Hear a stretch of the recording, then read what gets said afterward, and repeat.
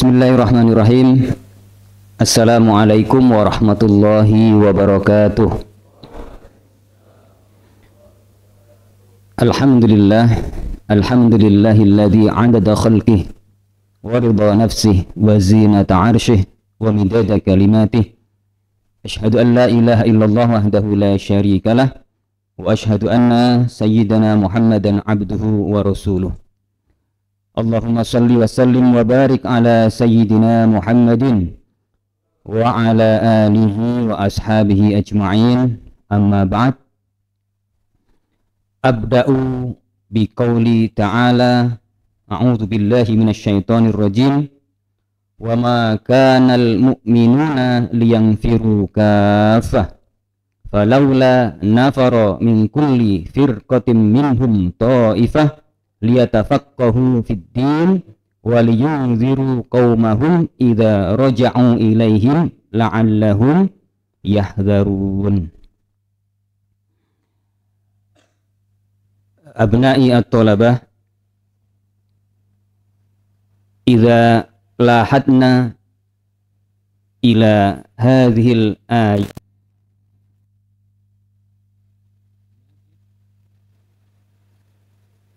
hunaka al-amr, ya, antiku Indonesiatan. Bahasa Al-Quran itu sangat indah. Bahasa Al-Quran itu sangat indah. Ketika menyampaikan, ya, Allah menyampaikan sesuatu itu dengan berbagai redaksi. Kadang redaksinya itu redaksi yang to the point, langsung. Ya, misalnya perintah menggunakan fi'lul amr. Tapi kadang-kadang juga tidak menggunakan fi'lul amr. Bahkan kadang-kadang fi'lul mudhari' itu juga bisa digunakan untuk perintah juga. Antum kalau belajar usul fiqh, ya, di judul tentang al-amru, ya, itu nanti akan ada sighatul amr. Itu apa saja? Ya, sudah belajar belum itu? Ya, sighatul amr itu apa saja? Dan itu dipakai di dalam Al-Qur'an dengan berbagai redaksinya tadi, dengan berbagai sighahnya tadi. Nah, dalam ayat ini, ya, yang tadi saya bacakan, dan kira-kira artinya begini. Tidak sepatutnya bagi mukminin itu pergi semuanya ke medan perang. Mengapa tidak pergi dari tiap-tiap golongan di antara mereka beberapa orang untuk memperdalam pengetahuan mereka tentang agama dan untuk memberi peringatan kepada kaumnya apabila mereka telah kembali kepadanya, supaya mereka itu dapat menjaga dirinya. Secara tidak langsung, ya, yang pertama kita melihat ayat ini, di situ ada pelajaran, ya, yang bisa kita ambil hikmahnya dari ayat ini tentang manajemen. Di situ ada pembagian tugas. Yang itu juga kita terapkan, ada tauzi'ul a'mal atau tauzi'ul amal. Jadi ada yang berjihad, pergi berperang, ada juga yang stay, tetap tinggal di Madinah, membersamai Rasul untuk memperdalam ilmu pengetahuan.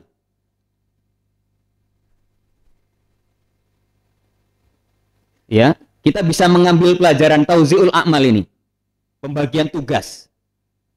Dan di manajemen modern itu kan dilakukan.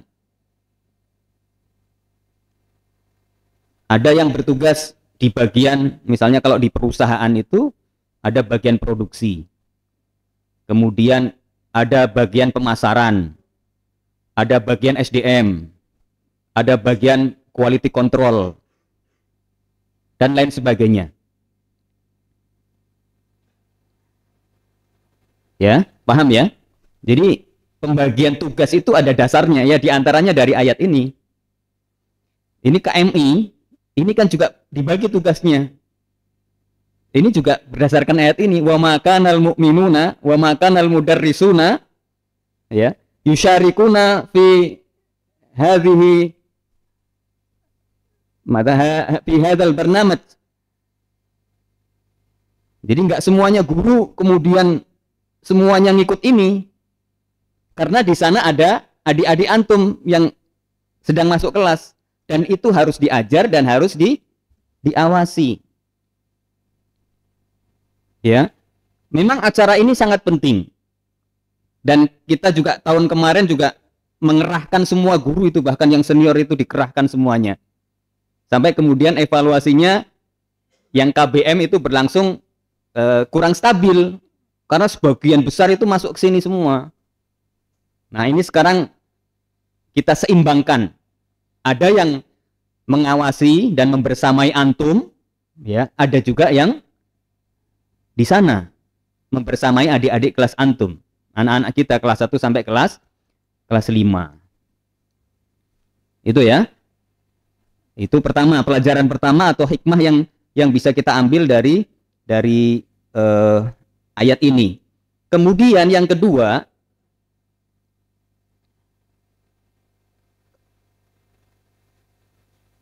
anjuran atau perintah untuk memperdalam agama, menuntut ilmu itu disandingkan dengan jihad.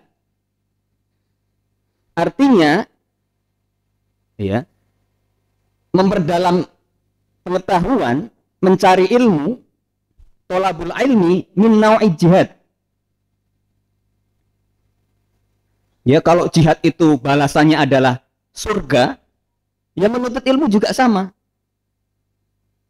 Kan juga ada hadisnya, man kharaja fi talabil ilmi kana fi sabilillah.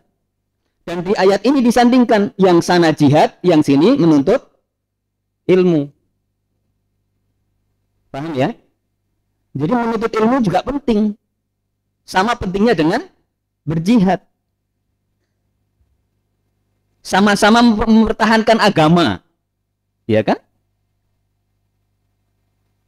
Perang itu kan dalam rangka mempertahankan agama, menjaga izzah Islam. Nah, kemudian menuntut ilmu juga sama. Menjaga agama juga. Dan itu menjaga agama itu bagian dari maqasidus syariah. Yang oleh Imam Asy-Syatibi itu ada 5 dari tujuan syariat itu. Maqasidus syariah itu menurut Imam Asy-Syatibi ada 5. Yang pertama hifdzuddin, menjaga agama.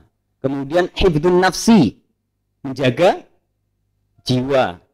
Kemudian hifdzul aql, menjaga akal. Hifdzul mal, menjaga harta. Wa hifdzun nasl, menjaga keturunan. Nah, menuntut ilmu itu diantaranya ya, itu hifdzuddin, menjaga agama. Karena agama itu ya akan terus ditransfer kepada generasi-generasi yang akan datang. Paham ya? Jadi manzilatu thalabil ilmi atau at-tafaqquh fid din bi manzilati al-jihad fi sabilillah fi nafsil manzilah. Itu ya, 2 poin itu. Nah, dalam ayat ini wa ma kana al-mu'minuna liyanfiru kafah falaula nafara min kulli firqatin minhum ta'ifah liyatafaqahu fid din. Nah, sekarang pertanyaannya,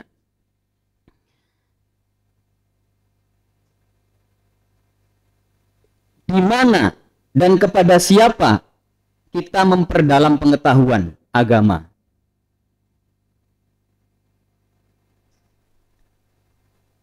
Iya kan? Kalau dulu ya, liyatafaqahu fid din itu kan ini konteksnya dengan waktu zaman dulu ya. Jadi sebagian itu berperang, sebagian lagi belajar. Kepada siapa? Kepada Rasulullah di Madinah. Dan Rasulullah itu adalah seorang muallim. Innama bu'istu mualliman. Ya, kalau konteksnya dengan muallim, innama bu'istu mualliman. Belajar kepada Nabi. Dan kemudian ada hadis lain, al-ulama'u warasatul anbiya. Belajar agama kepada siapa? Ya kepada pewaris Nabi, kepada para ulama, kepada para masyayikh. Ya, itu nyambung di situ. Nah, sekarang Nabi sudah wafat. Yang meneruskan beliau siapa? Dalam mengajarkan agama? Ya, ulama. Guru-guru kita, masyayikh kita. Ya, termasuk guru-guru antum. Ini kan regenerasi terus-menerus ila yaumil qiyamah. Ya, kepada siapa? Kepada ulama. Belajarnya. Nah, kemudian di mana? Aina tatafaqahuna ad-din. Nah, kalau kita di sini ya di pesantren, fil ma'had. Maka pesantren itu adalah lembaga untuk tafaqquh fid-din. Dan itu sudah dikukuhkan bahwa bahkan di undang-undang pesantren itu, ya, pesantren adalah lembaga untuk tafaqquh fid-din. Nanti dibaca itu ada. Tempat untuk tafaqquh fid-din itu ya di pesantren. Ya, karena di pesantren ada para guru, ya. Para kiai, para musyrif yang itu akan mengajarkan ilmu agama. Jadi pesantren adalah lembaga untuk tafaqquh fid-din. Jadi sekarang itu dilembagakan, ya, dilembagakan.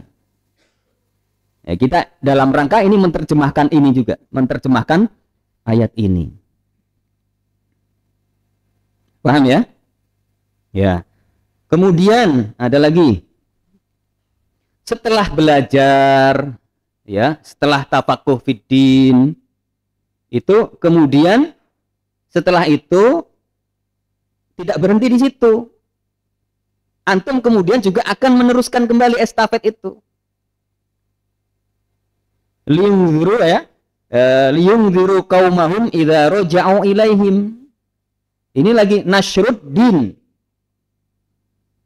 Nah, tugas kita itu ya nasruddin, menyebarkan agama, menyebarkan nilai-nilai tadi. Jadi ini kan sejarah itu kan berulang, ya, berulang. Kalau dulu zaman Nabi, yang sebagian berperang, yang sebagian belajar itu kemudian yang belajar itu kemudian kembali ke kaumnya, ke golongannya, ke sukunya, ke kabilahnya. Kemudian zaman setelah itu juga sama. Ya. Penerus Rasul, Khulafaur Rasyidin.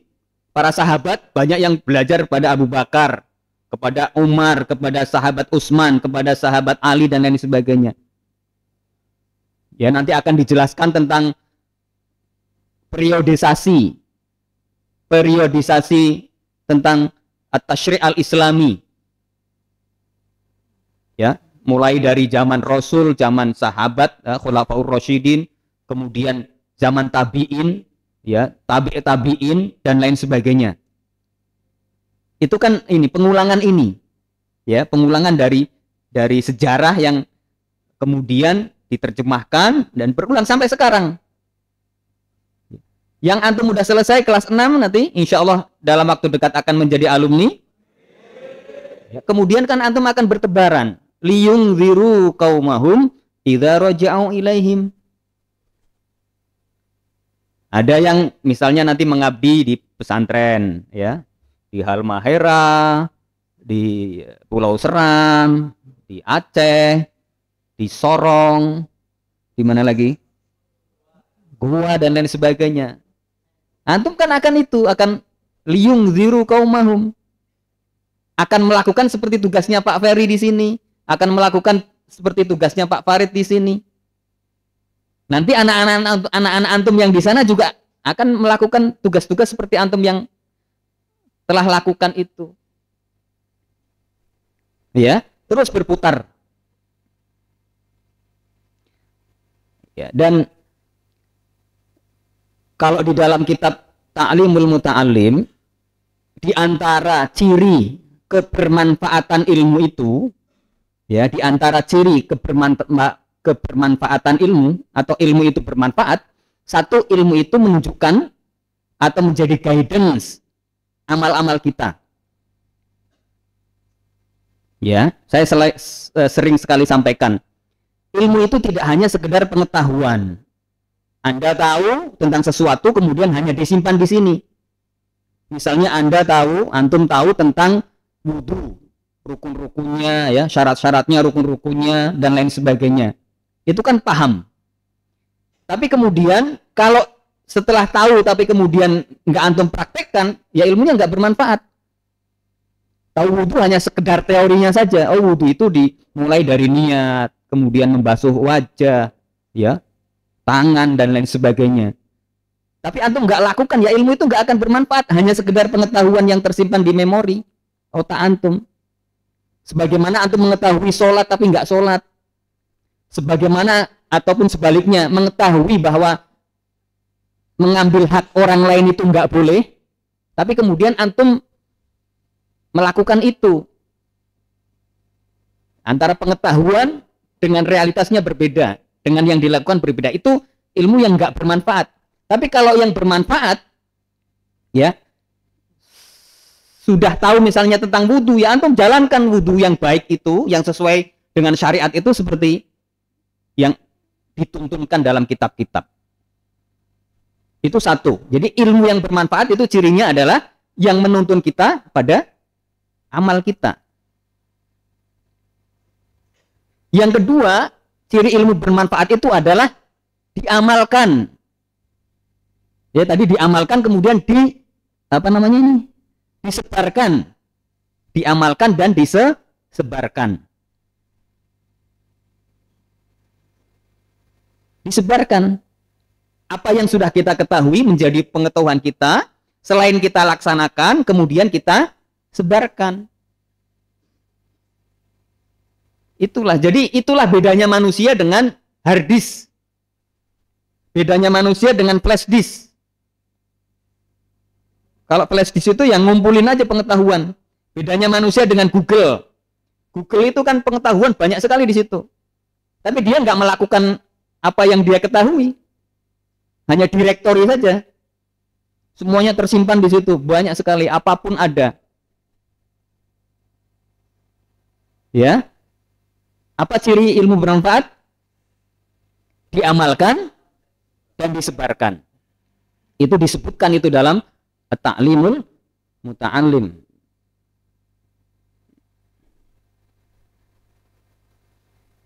Nah, supaya nanti kalau itu panjang itu supaya ilmu itu bermanfaat gimana? Ya, tentu saja. Karena di dalam kitab itu kan kitab yang dikarang oleh Asy-Syaikh Az-Zarnuji. Kenapa beliau mengarang kitab itu? Karena resah. Beliau itu resah. Resahnya kenapa? Banyak orang yang menuntut ilmu, ya, banyak yang sudah bersungguh-sungguh menuntut ilmu, tapi tidak mendapatkan buahnya. Nah, buah ilmu itu yang tadi itu, manfaat dari ilmu. Kan banyak yang menuntut ilmu, tapi kok setelah diamati oleh beliau, ini kok nggak banyak yang mendapatkan kemanfaatan dari ilmu tersebut. Kenapa? Akhirnya diriset.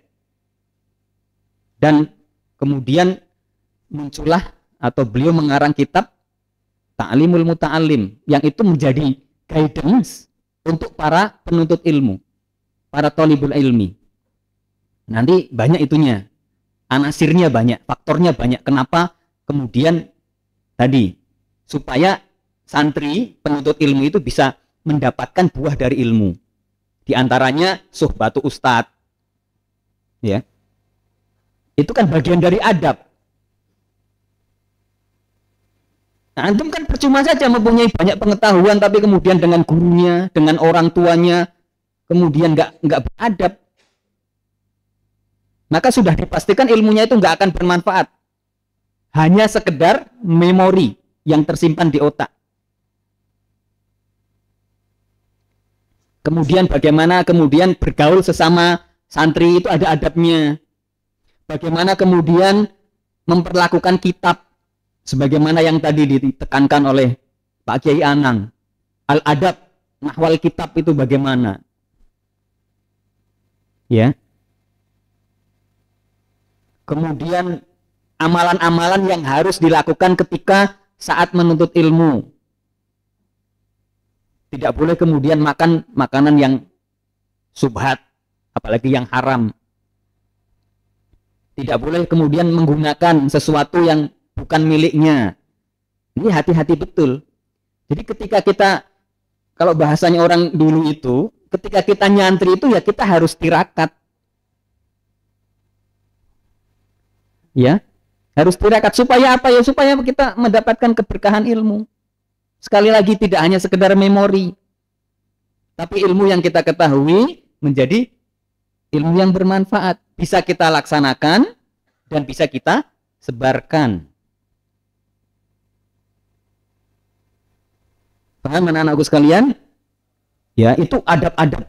Maka nanti ada sesi ya Pak Ferry ya, ada sesi tentang al-muamalah nahwal kutub.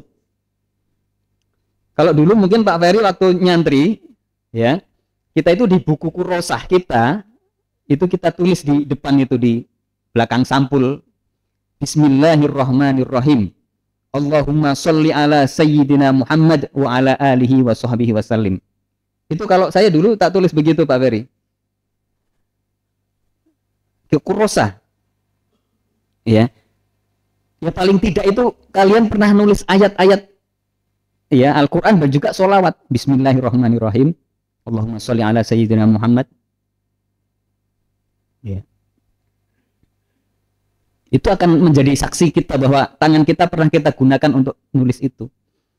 Ya, kemudian itu dijaga membawa kitabnya bagaimana. Antum harus beda dong, santri masa bawa kitab dilipat kemudian di apa? Sakuin di celana belakang. Antum kan santri. Atau kemudian kitab itu jangan begitu. Ya. Sekarang sudah tahu, maka kalau sudah tahu ya dilakukan. Supaya tadi ciri kebermanfaatan. Antum sudah tahu bahwa memperlakukan kitab itu harus baik.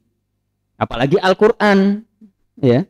Pak Haris itu kalau bawa Al-Qur'an itu dengan ta'zim, kemudian setelah baca itu kata Pak Haris ya. Nah, itu nilai-nilai begitu jangan sampai luntur. Ta'zim kita, hormat kita kepada ini kan ilmu. Ya, untuk mengarang kitab ini, masya Allah para masyayikh, para musannif itu dengan penuh apa ya, mujahadah.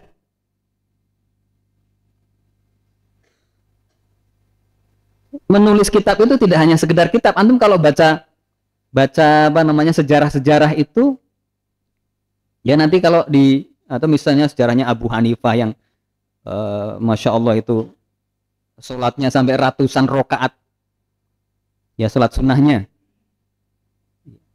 sehingga kemudian lahir dari beliau itu karya-karya yang bisa kita nikmati sekarang. Imam Syafi'i, Imam Maliki juga demikian.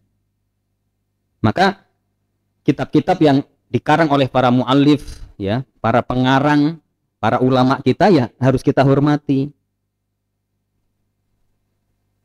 Kirim Al-Fatihah ya kepada guru-guru kita. Guru-guru kita kan juga belajar dari itu. Akhirnya kemudian nyambung, kemudian bersanad itu seperti itu.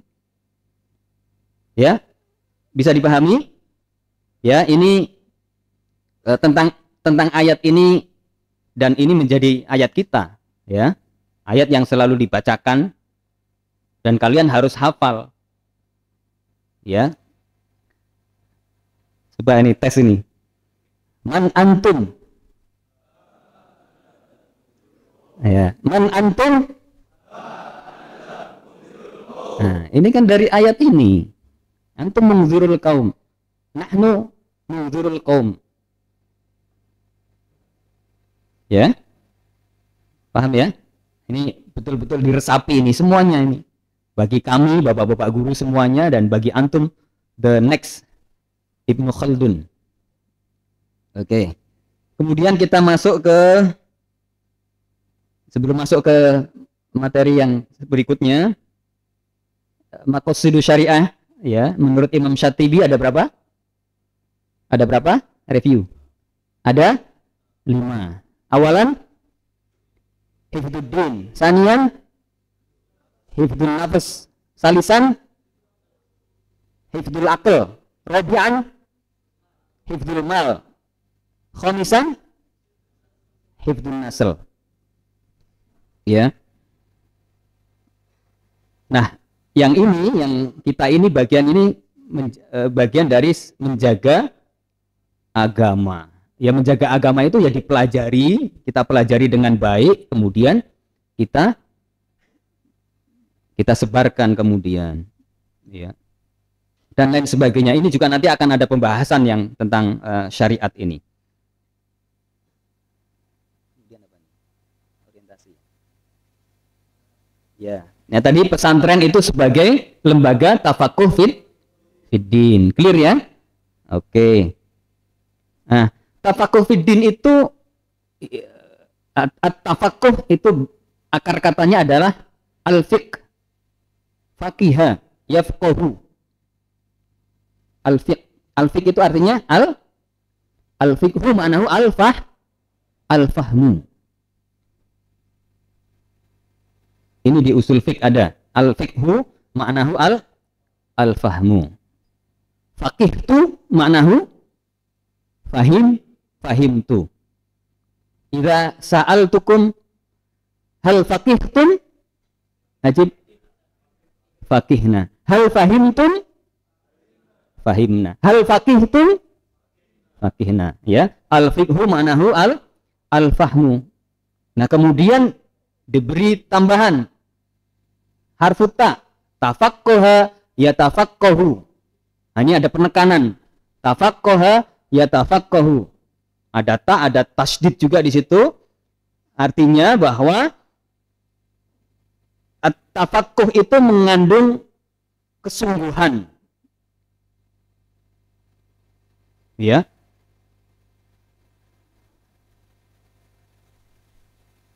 Jadi tidak hanya sekedar paham saja, tapi dalam proses untuk mencapai pemahaman itu harus dengan kesungguhan.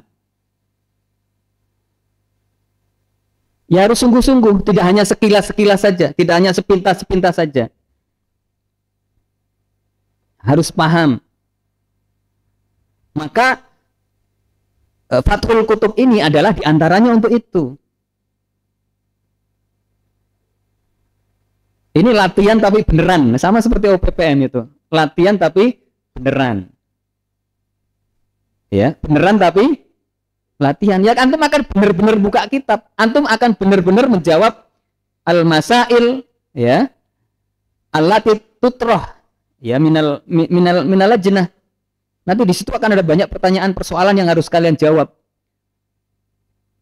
Dan untuk menjawab itu, ya, nanti ada metodologinya yang akan disampaikan oleh panitia. Itu betul-betul kalian bahsul masail, ya. Di situ latihan bahsul masail, dan bahsul masail beneran. Karena nanti akan mengungkap banyak hal. Itulah tafakuh itu di situ harus ada kesungguhan. Ya, sungguh-sungguh mencari referensi, sungguh-sungguh membaca kitabnya, sungguh-sungguh. Ya.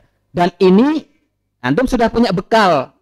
Bekalnya adalah bahasa Arab. Karena kitab-kitab yang akan disodorkan nanti, yang akan antum buka nanti, sebagian besarnya berbahasa Arab. Kitab-kitab klasik, ya, kitab-kitab turos, dan juga ada juga kitab-kitab yang muasirah. Ini ya tafakuh ya, dah. Nah, kita ingin dengan adanya Fathul Kutub ini, kita ingin menggairahkan lagi ya tradisi dan budaya literasi.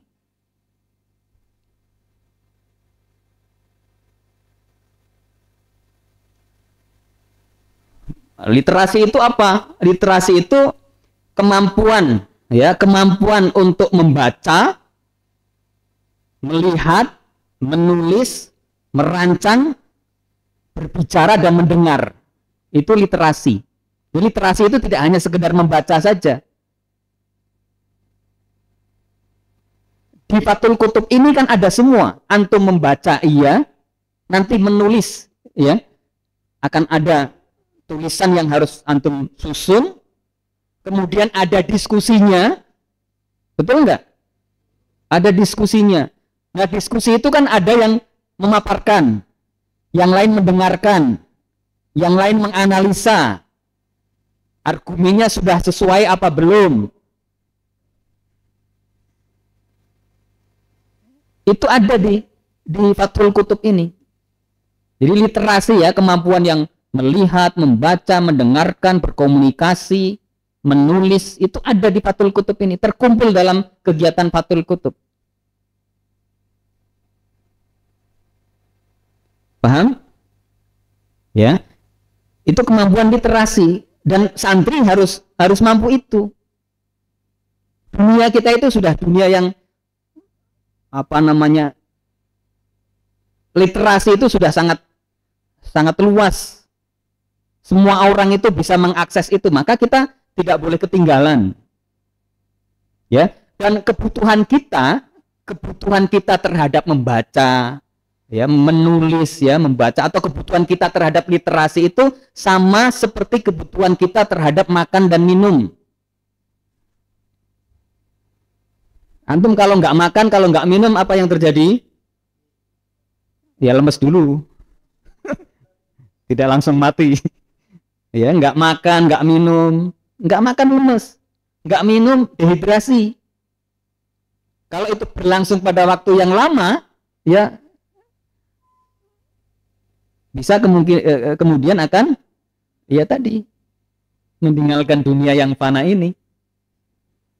Nah, sama kebutuhan kita terhadap literasi itu sama. Otak kita, hati kita, kalau kita tidak disuplai dengan pengetahuan, dengan cara membaca, ya, menulis dan beragamnya itu, ya hatinya mati, otaknya mati.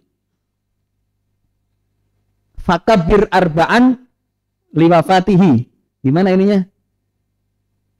Maksudnya? Wa man fatahu ta'lim waqta syababihi. Hah?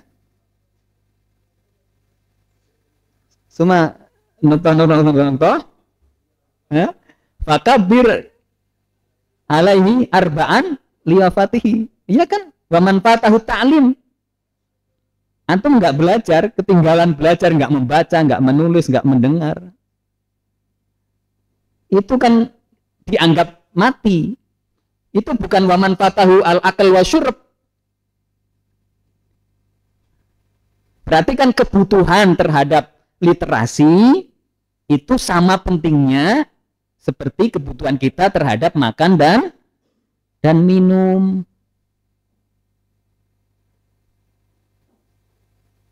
Maka harus seimbang, ya. Nanti harus seimbang. Fisik kita disuplai dengan makan minum, kemudian otak kita, hati kita juga harus disuplai dengan tadi literasi, membaca, ya, menelaah, menganalisa dan seterusnya. Jadi itu betapa pentingnya membaca. Jangan dianggap sepele membaca itu. Membaca dengan ragamnya, membaca situasi, ya, yang ada di pondok. Itu kan membaca, bagian dari membaca. Ya terkhusus ya tentu saja masuk perpustakaan, membaca literatur, buku-buku. Paham tuh? Dan ya sebagaimana yang kita ketahui bersama bahwa ajaran Islam itu sangat menekankan terhadap literasi. Banyak sekali ayat-ayat yang mendorong kita untuk itu. Misalnya apa? Ayat Nun wal qalami wama yasturun. Iqra bismi rabbikal ladzi khalaq. Idza ja'akum fasikun binaba'in fatabayyanu. Ya. Zaman sekarang informasi itu beredar sangat luas. Kalau ada info jangan langsung share, jangan langsung kemudian di forward kepada yang lain. Fatabayyanu dulu, bener nggak ini infonya? Jangan terjebak pada oh ini kayaknya beritanya nih. Saya suka ini, kemudian share. Nah, setelah di-share ternyata itu hoax. Hati-hati. Ya. Itu jauh-jauh hari Nabi kita sudah ini bahkan Allah sudah memberikan rambu-rambu ya, dalam Al-Qur'an sudah diberikan rambu-rambu tentang kaidah-kaidah dalam menerima informasi. Oke ya. Kemudian ya tentu saja antum ini sekarang generasi Z. Generasi apa? Kalau Pak Ferry milenial. Kolonial. X. Kalau sebelum X itu Pak Haris ya kolonial.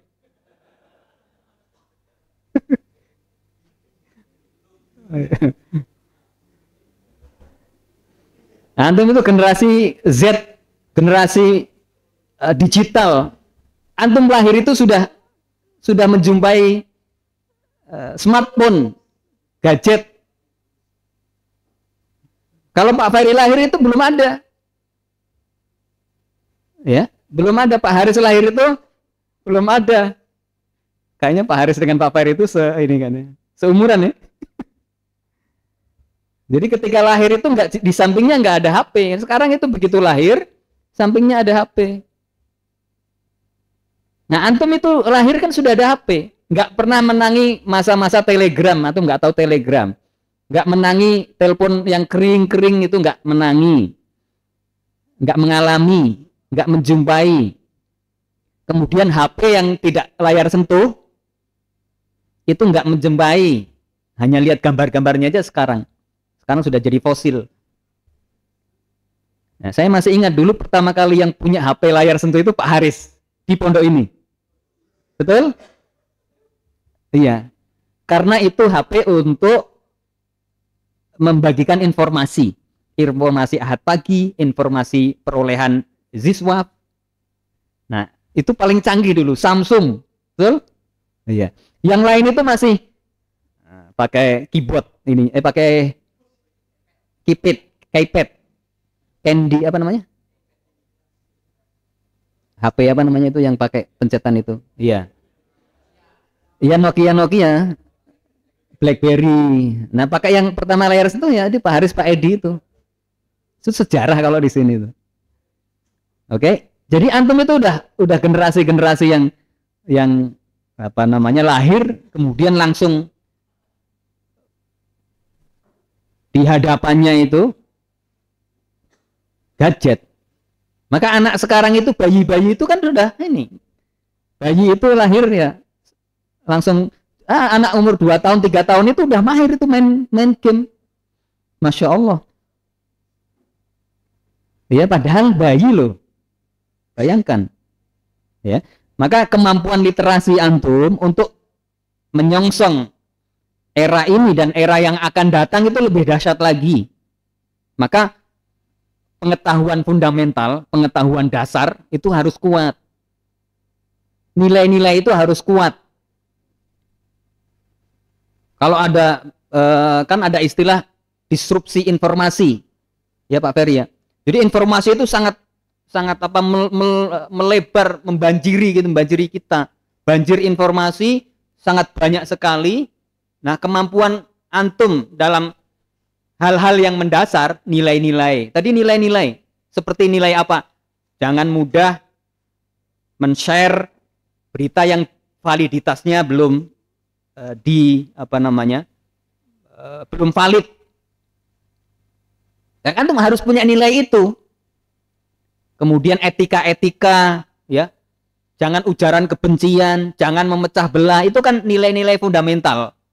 Kalau itu antum itu kuat, dasarnya itu kuat, maka insya Allah itu bisa menjadi penopang, menjadi landasan, kemudian antum tidak akan terbawa terombang-ambing di era yang sekarang dan yang akan datang terkait dengan literasi tersebut. Oke? Ya, maka kemudian ini sudah ya lembaga Tafakuh Fiddin, dan ini kita ingin ada tradisi ini, budaya ilmu ya, budaya literasi ini sangat kuat. Sudah disampaikan oleh Pak Anang, membuka buku dan banyak buku. Tidak hanya satu, ya, tidak hanya satu, banyak buku.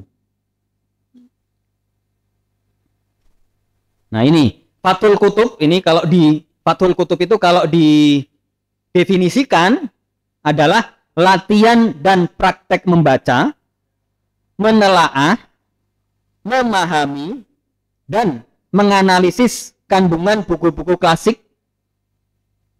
dan juga kontemporer, serta mengartikulasikannya baik secara oral, ya, presentasi, dialog, diskusi, maupun secara tertulis, paper. Jadi nanti ada papernya, Pak Farid, ya. Ada papernya, ada tulisannya, juga ada presentasinya. Inilah definisi dari Fathul Kutub. Nah, antum jangan sampai gagal dalam definisi. Karena kalau gagal dalam mendefinisikan sesuatu, maka ke belakangnya juga akan gagal. Fathul Kutub misalnya antum mendefinisikannya, oh hanya sekedar masuk perpustakaan. Misalnya, cara mendefinisikan Fathul Kutub seperti itu misalnya. Ya nanti nggak akan dapat apa-apa. Selain hanya masuk perpustakaan, membuka 1-2 buku, sudah. Nggak dapat apa-apa. Maka jangan sampai gagal dalam mendefinisikan sesuatu. Maka dalam buku, dalam apapun itu, yang mesti ada itu adalah definisi pertama kali. Ini misalnya ya, kitab ini Ushulul Fiqh wal Qawaid al-Fiqhiyah, ya, al-Qismul Awal fi Ushulil Fiqh, al-Bab al-Awal ta'rifu Ushulil Fiqh. Ta'rif, definisi dulu, ya. Ushulul Fiqh lahu ma'nayani. Nah, ini dipretelin. Al-aslu wal fiqh. Maknal aslu, maknal asli hakaza. Maknal fiqh hakaza. Makna usulul fiqh hakaza. Maka jangan sampai gagal. Kalau di sini, di depannya itu gagal, nggak paham apa itu usul fiqh, apa itu fikih, ya ke belakangnya susah nanti. Jadi penting. Antum belajar kitab Balaghah juga sama. Balaghah itu kan diawali juga dengan definisi. Kitab Nahwu juga, Mahuan Nahwu, ataupun apalagi tarikh, adabil lughah, tarikh itu apa, adab itu apa, lughah itu apa, kan diawali dari definisi. Maka jangan sampai gagal. Dan di kitab-kitab itu juga sistematikanya seperti itu, supaya tidak gagal di kemudian. Memahami kitab, memahami apapun itu jangan sampai definisinya enggak pas, ya.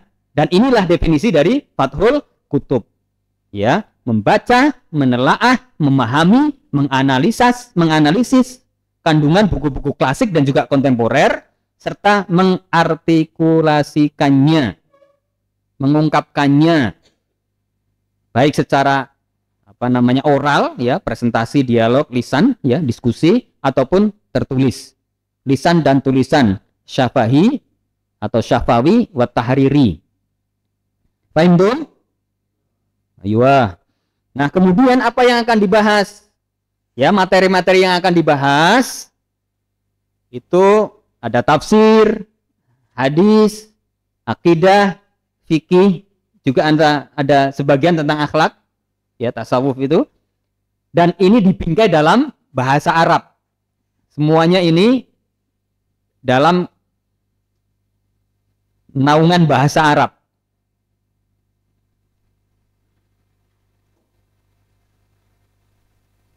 Ada al-hadaf, al-ahdaf li hadzal barnamaj. Tadi juga sudah disinggung, saya tekankan lagi.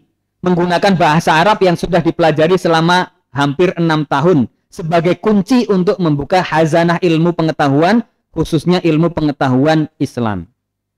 Jadi bahasa Arab itu kunci. Yang selama ini belum sungguh-sungguh masih ada waktu. Ya, na'udzubillah misalnya kelas 6 masih belum paham mahwal mubtada wa mahwal khobar. Misalnya ada yang belum paham an-na'tu wal man'ut misalnya. Ada yang belum paham mudhaf wa mudhafun ilaih. Masih ada waktu ya. Enggak ada kata terlambat dalam belajar. Itu penting, ilmu itu penting. Jangan sampai aduh, ya memang kalian sesali yang kemarin-kemarin belum sungguh-sungguh itu akhirnya menyesal nanti, aduh buka kitab tapi kok nggak paham. Tapi jangan khawatir, masih ada kesempatan. Selalu ada kesempatan kalau kalian mau. Ya, karena kalau nggak paham yang basic-basic misalnya mubtada khobar, terus mana fiil, mana fa'il, mana maf'ul, itu kan nanti salah. Ya tentu saja salah, mengartikannya salah. Ini ya, menggunakan bahasa Arab yang sudah dipelajari. Kemudian menanamkan kepada santri untuk berotodidak. Otodidak itu apa? Belajar mandiri. Silahkan. Jadi kalau ada misalnya mempelajari atau membaca buku itu harus dapat ijazah. Ya. Kalau belum dapat ijazah belum berani. Nah, bahasa Arab yang antum pelajari itu ijazah. Udah ijazah dari kiai, ijazah dari guru-guru. Kemudian dengan bahasa Arab itu silahkan kalian buka semua buku. Ya, ijazahnya melalui bahasa Arab sudah diijazahkan. Ajastuka al-lughah al-arabiyyah. Maka tujib? Qabiltu. Ya. Sudah diijazahkan, silakan. Bahasa Arab sebagai kunci, ya silakan antum buka kitab apa saja yang kalian inginkan. Ya. Nanti akan banyak kitab-kitab itu. Jangan berani, saya belum dapat ijazah. Sudah diijazahkan sama Pak Ferry. Ya, sama Ustadz Haris, sama Ustadz Khalil, sama Ustadz Farid itu sudah diijazahkan. Silakan buka. Ya, itu sudah ijazah. Nah, kemudian antum akan menekuni lagi, silahkan nanti setelah ini saya akan belajar betul-betul tentang kitab Fathul Qorib misalnya. Tafadhol, la ba'sa. Oke. Nah, ini kemudian rasa cinta membaca, reading habit sudah, ya. Jangan sampai setelah ngikutin Fathul Qutub malah malas, jadi malas membuka kitab. Itu justru ini menjadi pendorong kemudian betapa masih sempitnya pengetahuan kita. Kita akan merasa nanti ketika di hadapan kita itu ada buku-buku sebanyak itu, kemudian kita nggak tahu apa-apa, itu kita akan merasa bodoh. Dan kemudian setelah itu ada rasa ingin meningkatkan diri, lebih cinta lagi untuk membaca. Dan kebutuhan kita terhadap membaca, santri itu ya harus namanya juga thalibul ilmi. Sudahlah kemarin sudah oke, antum sudah motoriknya sudah bagus dan dikolaborasikan dengan ya motoriknya, ya, kemudian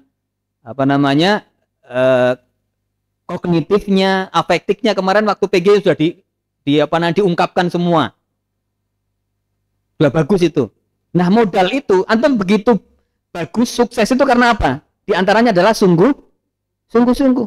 Tidak mungkin akan bisa menampilkan yang sampai sekarang itu wali santri antum itu belum bisa move on. Ya. Belum bisa move on dari tayangan penampilan PG kemarin itu. Itu masih menjadi perbincangan hangat di wali santri. Saya kan wali santri. Tapi yang ikut grup bukan saya, ya. Ibunya Nabil itu. Itu masih masih hangat itu perbincangan PG. Lagi-lagi dijadikan status Bapak Ibu antum itu. Ya, itu apa? Kuncinya apa? Sungguh-sungguh. Ya antum sungguh-sungguh, para musyrik juga sungguh-sungguh. Kemudian hasil dari ataupun buah dari kesungguhan itu adalah sesuatu yang sangat menarik, yang membuat orang itu kemudian susah untuk move on. Kata anak-anak zaman sekarang itu belum bisa move on dari PG kemarin. Ya, sungguh-sungguh cinta terhadap ilmu, ya, membaca. Kemudian memperluas wawasan dan fanatik, menghilangkan fanatik. Antum kalau sudah, ya antum sudah belajar Bidayatul Mujtahid itu sudah enggak apa namanya sudah banyak pandangan-pandangan, sudah enggak fanatik lagi. Kalau dulu barangkali sebelum belajar tentang Ara'ul Ulama, antum mungkin masih pandangannya masih hanya satu sudut saja. Misalnya tarawih itu harus 8 saja gitu. Nggak ada opsi lain. Karena bacanya atau taunya hanya itu. Tapi kemudian setelah membaca literatur di sini, banyak pandangan, kemudian oh ternyata ada pandangan lain. Misalnya yang 20. Jadi antara 20 dengan 8 sudah sama-sama sudah diketahui sumbernya dari mana, dalilnya apa sudah diketahui. Kemudian apa? Yang nggak fanatik lagi. Ya, jadi nggak menyalahkan, oh itu kok 20. Menyalahkan lagi, itu kok 8. Oh itu kok nggak pakai kunut, kok itu kunut. Itu azan Jumatnya kok 1, itu 2. Ya, jadi sudah bisa keluar dari situ. Belum lagi masalah-masalah yang detail. Ya, masalah yang detail, misalnya tentang yang sering dicontohkan itu tentang wudu, ya, dalam wudu itu. Dalam wudu itu yang hafal Quran siapa sini? Coba Al-Maidah ayat 6. Iya ya. Karena di sini nggak ada Pak Ainul. Al-Maidah ayat 6 coba. Nggak apa-apa. Siapa? Ya, Arif atau siapa? Depannya begini, ya ayyuhalladzina amanu idza qumtum ilas shalat. Atau kalau sudah hafal semua, yuk bismillahirrahmanirrahim. Ya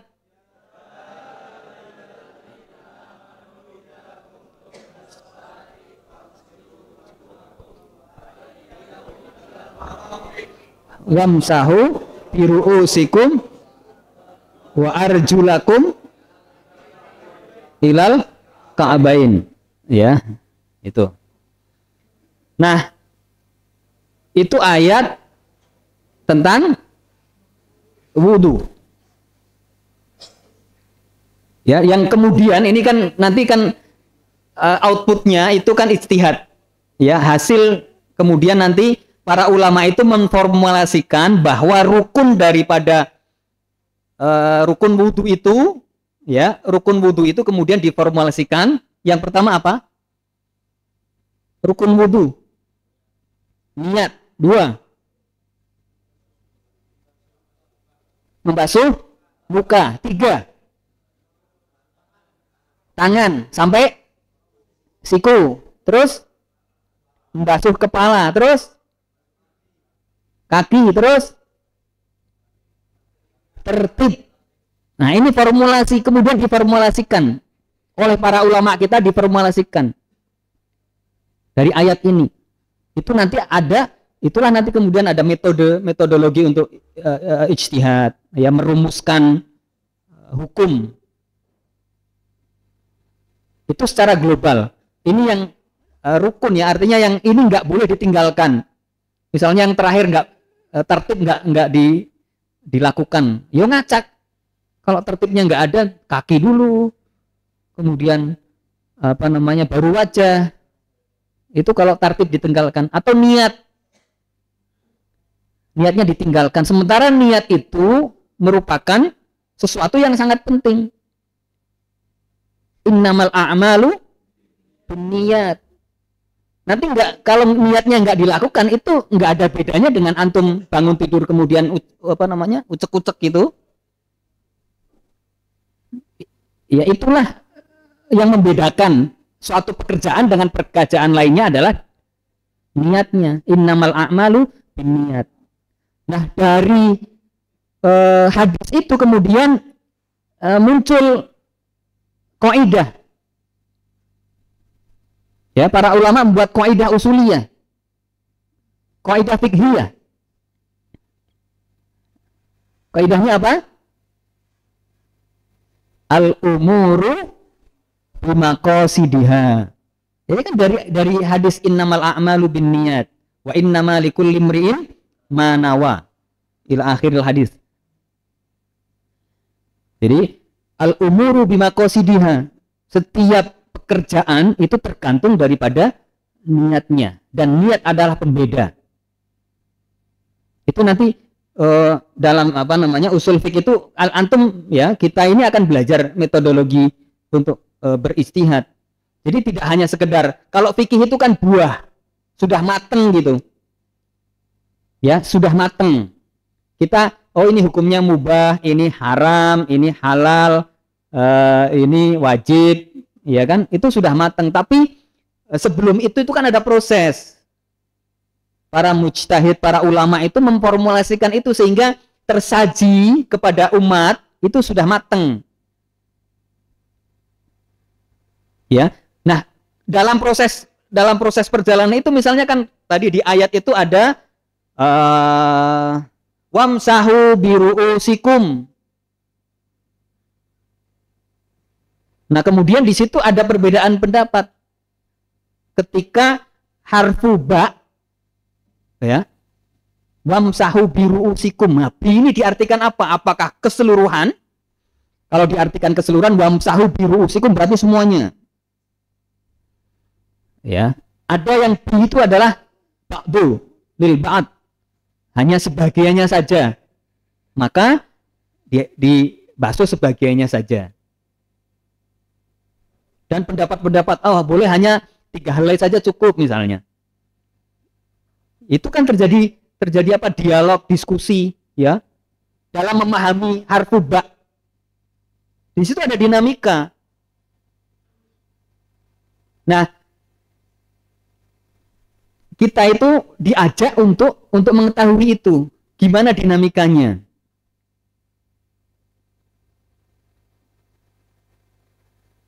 Paham ya?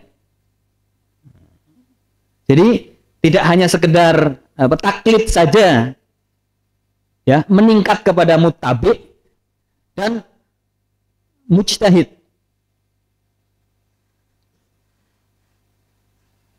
Paham?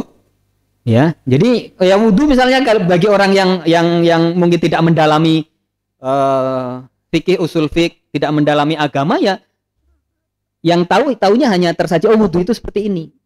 Tapi dialektika, dinamika untuk menuju begitu itu ternyata kan panjang. Itu baru bab wudhu saja, wudhu aja itu baru bab mashhur roksi.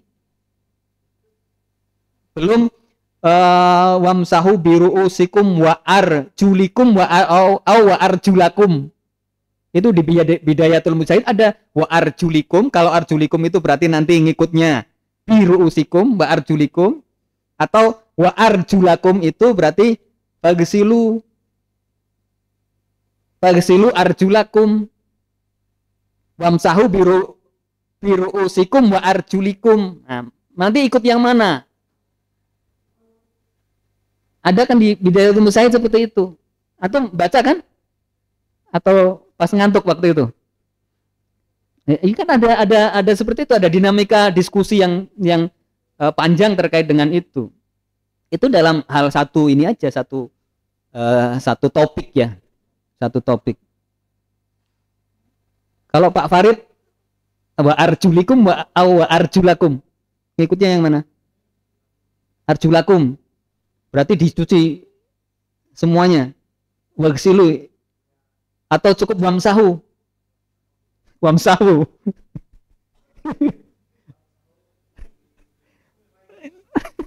Wamsahu. Ya. Oke, ya. Eh, ini tentang wudhu. Nah itu nanti juga ada kaitannya. Ada kaidah lagi nanti dalam usul. Misalnya begini. Itu kan sholat ya. Sholat itu ma hukmu sholat? Wajib. Min aina ta'rif an ala anna as-sholat wajibah? Minat dalil. Ma dalilu wujubi sholat? Wa aqimus sholat wa atuz zakah. Ya, dari ayat itu disimpulkan bahwa hukum sholat itu wajib. Sekarang wudhu, hukum wudhu sunnah. Hukum wudhu apa? Wajib. Ya, kita kalau mau sholat wajib berwudhu. Mana daliluhu?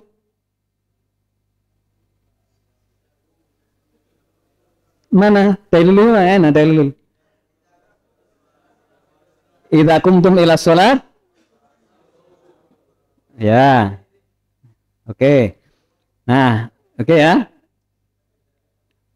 Kemudian juga ada nanti ada kaidah lagi. Ma la yatimmu al wajib illa bihi fahuwa wajib. Ma la yatimmu al wajib illa bihi fahuwa wajib.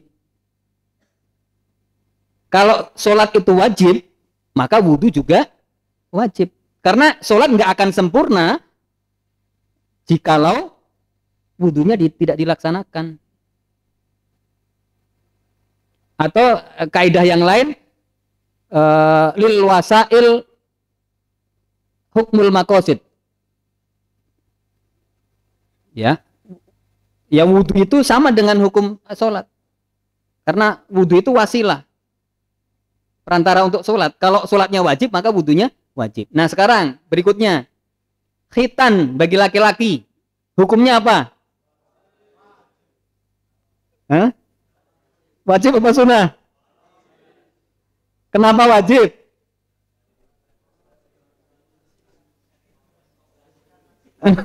Hah?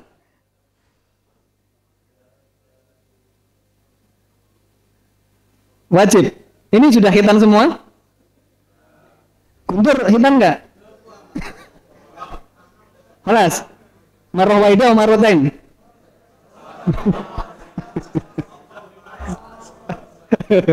Ya. Kenapa khitan kemudian kalau antum katakan wajib? Kenapa wajib?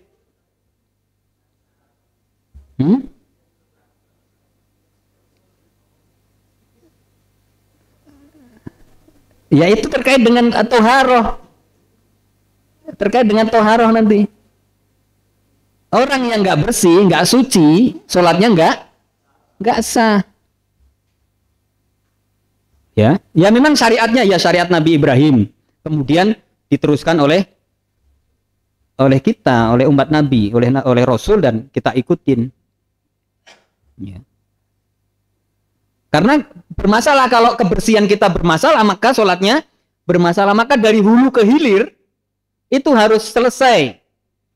Tentang sholat itu dari hulu ke hilir, ya dari kebersihan badannya, ya kan? Ya termasuk yang pakaian yang akan kita pakai itu kan harus betul-betul bersih, suci. Karena kalau nggak suci maka wudunya gagal, sholatnya juga gagal. Paham ya? Pakaiannya harus suci bersih. Pakaiannya kalau misalkan kita sholat tapi pakaian kita hasil mencuri, apa hukumnya? Hal tasihus sholat? Ada di usul fiqh ada itu. Hal tasihus sholat ghairu anna libasahu libas masruk. Ya, ghasab. Sholatnya sah nggak?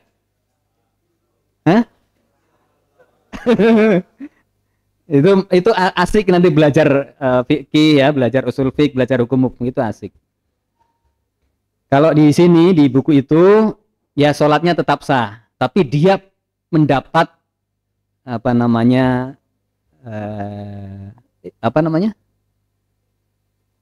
ya dia mendapat hukuman dari gosoknya. Itu kalau fikih. Ya, tapi kalau misalnya etika, ya itu nanti bisa berkembang. Kalian belajar tapi bukunya gosok.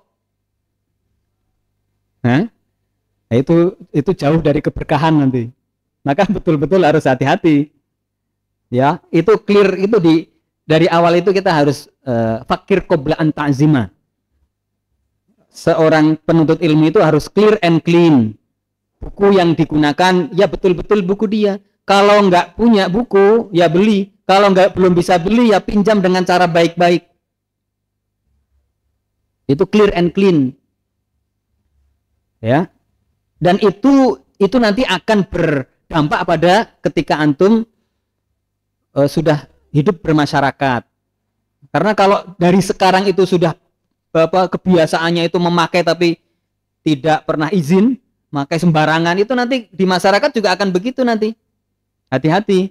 Jadi kebiasaan yang dilakukan secara terus-menerus, ya itu akan menjadi karakter. Ono opo bae ke masjid pakai sandal ini, pulangnya beda lagi. Karena terbiasa nggak care dengan hal-hal seperti itu. Pergi ke masjid Jumatan pakai sandal hijau, pulangnya warnanya berubah jadi merah misalnya. Kenapa merah? Marhalati ahmar. Kan muskilah. Ya anak-anakku sekalian, jangan dibiasakan hal-hal yang seperti itu ya. Mulai kalau yang sudah terbiasa ya ditata lagi, di reset, dikembalikan settingannya ke default. Ya, kebiasaan yang tidak baik, ya yang kurang baik, antum mulai reset, di reset, diinstal ulang. Karena itu nanti akan membawa dampak. Oke, itu ya tadi ya. Jadi bahwa kita harus ini ya, wawasan kita harus luas, pengetahuan kita luas, dan juga kegiatan Fathul Kutub ini juga untuk menghilangkan fanatisme. Kemudian meninggalkan image bahwa santri tamatan KMI tidak dapat membaca kitab. Antum kalau dianggap nggak bisa baca kitab, terima apa enggak? Nah, kalau terima ya sudah. Tapi masa santri yang nggak bisa baca kitab sih? Sementara dari awal itu kan kita settingannya seperti sudah sudah disetting bahwa output pola KMI itu pada akhirnya bisa membaca kitab. Kan banyak sekali ya mutolaah itu, pelajaran membaca itu kan dari kelas 1 ada al-mutolaah. Kemudian nanti di kelas 5 itu sudah mulai gundul. Itu yang mutolaah. Kemudian juga beberapa kitab itu ya selain kitab mutolaah itu ada fikih ya. Kemudian ada dinul Islam, ada tarikh, ada apa, itu kan secara bertahap dari yang tadinya syakelnya lengkap ya, kemudian secara berangsur-angsur dikurangin. Betul enggak? Nah, itu kan dalam rangka itu bertahap. Antum akan bisa baca kitab gundul. Itu sebenarnya tanpa disadari pun itu akan bisa. Kalau antum misalnya kalau antum amati ya setelah harfu jar itu fi, an, man, min ya, ila, itu kan mesti majrur ya enggak? Ya. Itu kalau antum itu sering membaca teks Arab berharokat kemudian nanti pindah, tapi sudah sering baca itu nanti akan otomatis. Insya Allah otomatis akan bisa baca. Lebih-lebih lagi antum belajar kaidah-kaidahnya dalam nahwu ataupun sorof. Oke, ya. Maka untuk menghilangkan image alumni KMI nggak bisa baca kitab ya harus kerja keras. Di antaranya melalui Fathul Kutub. Kemudian juga yang terakhir ini harapannya santri mengenal kitab-kitab karya ulama-ulama muslim. Nah, kompetensi ini apa sih hasil daripada kegiatan Fathul Kutub ini? Kita ingin output dari Fathul Kutub ini antum punya kompetensi Ya, kalau kompetensi itu di mana-mana. Ya, ada kompetensi sikap, ada kompetensi ilmu pengetahuan atau wawasan, dan ada keterampilan. Jadi ada 3 hal ini yang seharusnya setelah mengikuti kegiatan Fathul Kutub ini ada di diri antum semuanya. Keterampilan bahasa. Ya. Ya tentu saja bahasa Arab, nanti akan baca kitab-kitab bahasa Arab. Kemudian membaca. Harus lebih meningkat lagi kemampuan membacanya. Kemudian mampu menalar. Ya, ketika nanti bahsul masail itu harus ada ini. Ya. Nalarnya. Kemudian kemampuan menulis berupa paper. Kemudian kemampuan atau keterampilan komunikasi melalui diskusi. Nah, ini harus dikuasai nih, keterampilan ini. Ini output dari Fathul Kutub. Bahasanya oke, membacanya oke, menalarnya oke, menulis oke, kemudian komunikasinya oke. Kemudian kompetensi ilmu pengetahuan atau wawasannya. Kalian akan paham tentang pengantar disiplin ilmu. Nanti ada tafsir, ada hadis, ya, ada akidah, ada fikih, usul fikih. Akan mendapatkan pengetahuan tentang itu. Kemudian cara pandang. Tadi sudah saya sampaikan, cara pandangnya berubah. Wawasannya sudah luas. Tidak lagi sempit. Ya, ini dari sisi pengetahuan. Maka pengetahuannya harus luas, cara pandangnya harus lebih luas. Kemudian sikap. Setelah mengikuti Fathul Kutub ini, tidak lagi fanatik. Karena sudah membaca banyak referensi. Kemudian pikirannya semakin terbuka. Tidak sempit. Ya, ini 3 hal. Kompetensi yang harus dimiliki oleh peserta Fathul Kutub setelah mengikuti kegiatan.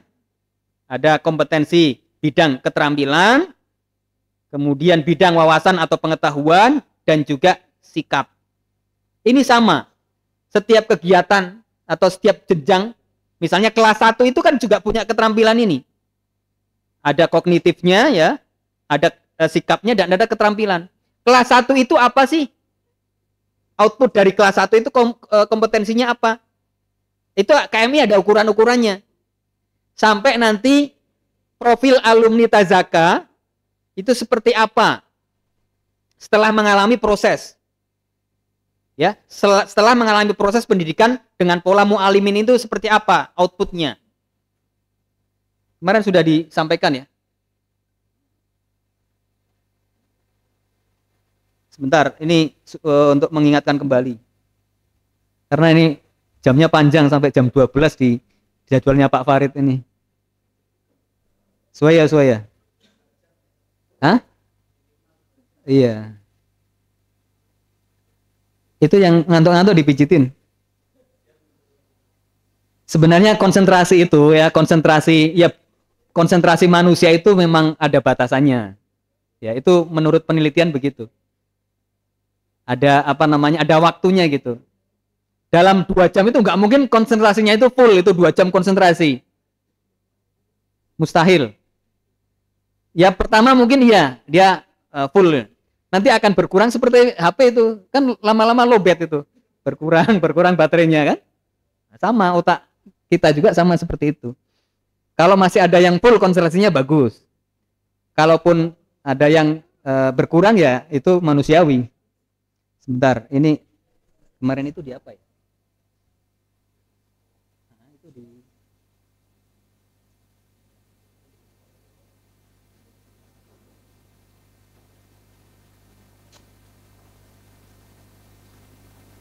Oh, di situ nggak ada ya Pak Ferry, ya? Mati. Ya, olas. Itu aja nanti waktu pembekalan kelas 6, insya Allah. Itu ya keterampilan atau kompetensi yang diharapkan kemudian menjadi atau terinstal pada diri antum setelah mengikuti kegiatan Fathul Kutub. Ya, ini Fathul Kutub membangun tradisi intelektual. Ini salah satu contoh nih, ya. materi fikih. Kelas 1, ya. Kelas 1 tujuan pembelajaran fikih adalah agar santri dapat menjalankan ibadah sehari-hari dengan benar dan baik. Ya.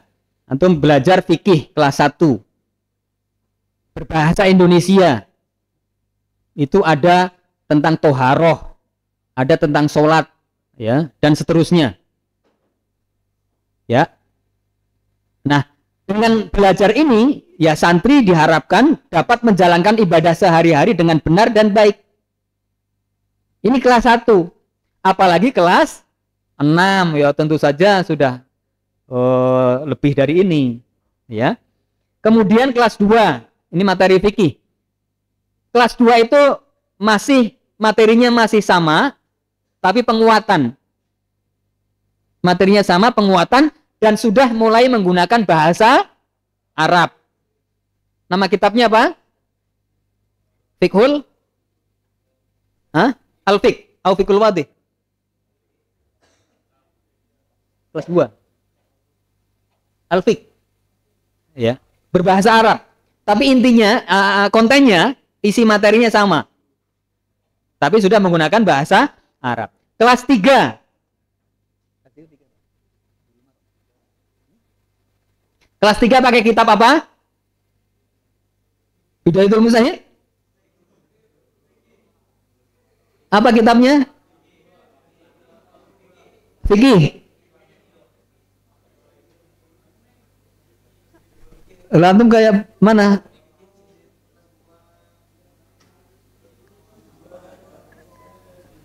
Ya, ikhtilaful juhala. Ya. Ini ya, itu sudah mulai ada lebih berkembang lagi. Ada munakahah, ada muamalah, ada jinayah. Kemudian kelas 4, ini sudah mulai pengenalan cara beristimbat ahkam dari hadis. Buku fikih kelas 4 menggunakan kitab Bidayatul Bulughul Guntur salah. Bulughul Maram. Ya kan itu hadis-hadis. Ya. Kemudian antum diajak untuk belajar mulai mengistimbat dari hadis-hadis itu. Nah, kemudian kelas 5 dan kelas 6 sudah menggunakan Fiqhul Muqarrin. Ya, Muqarranatul Madzahib. Ya, ini kitab madzhab Bidayatul Mujtahid. Oke ya, ini sistematika dari pembelajaran materi fikih di pondok kita. Nah, selain itu, karena kita pesantren, ya, antum juga perlu mengenal kitab-kitab yang diajarkan di pondok-pondok yang lain. Saudara kita, teman-teman kita, santri-santri yang belajar di pondok Salafiyah itu juga fokus terhadap pembelajaran kitab kuning. Nah, kalau di undang-undang pesantren itu memang yang pondok-pondok Salafiyah itu fokus khusus mempelajari kitab kuning. Ya.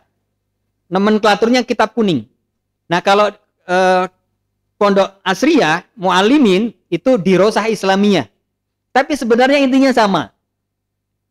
Dirosah Islamiyah itu juga isinya sama dengan kitab kuning. Nanti akan saya tunjukkan ini.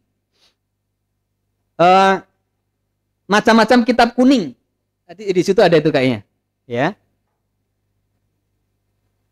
Di Word.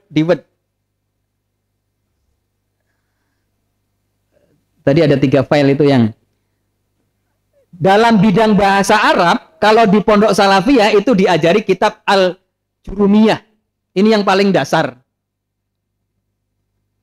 Ya. Jadi jangan sampai antum nggak paham Jurumiyah itu apa. Paling tidak pernah mendengar.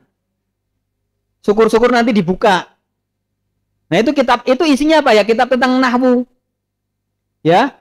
Tentang anatomi dan bentuk-bentuk kata dalam bahasa Arab. Itu kitab Al-Jurumiyah. Nah, kemudian nanti ada level berikutnya. Ya, kemudian ada Imriti. Ya. Ada Mutamimah. dan hingga alfiyah. Kalau Ustadz Farid ini sudah sampai alfiyah.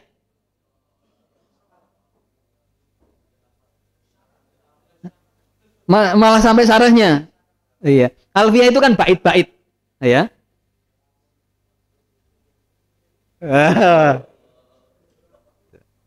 Itu ada tingkat-tingkat. Nah, kita kitab nahwunya pakai Nahwul Wadhih. Ya sama. Tentang gramatikal juga yang dipelajari. Tentang pembagian kalam, ya, isim, kemudian dan lain sebagainya, kaidah-kaidah itu dalam bahasa Arab. Oke, itu dalam kitab dalam ilmu nahwu. Kemudian dalam ilmu sorof itu menggunakan kitab Al-Amsilah, Amsilah At-Tasrifiyah. Nah, kalau ini sama, kita juga menggunakan ini. Ya, ada tasrif apa? Lugawi dan istilahi. Coba satu orang memberikan contoh tasrif lugawi. Coba satu. Lugawi terserah katanya antum pilih sendiri. Ayo coba. Ini yang langsung gitu loh. Nah, coba. Supaya tidak menjadi image itu Tos. ya. Lugawi. Nah, lugawi, tasrif lugawi. Fataha, fatahu, fatahat, fatahata, fatahna, fatahta, fatahtum, fatahti, fatahtum, fatahtunna, fatahtu, fatahna. Sahih? Sahih, ya. Sekarang tasrif istilahi.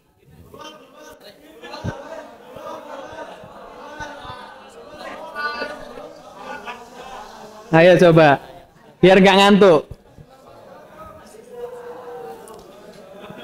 Nasara yang suruh nasran wa mansaran fahuwa nas.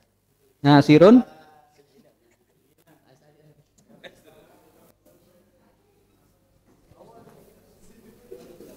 Nasara yang suruh nasran wa mansaran fahuwa nasirun wa dzaka mansurun unsur la tansur mansarun minsarun. Oh iya, ya. Oke, kasih plus.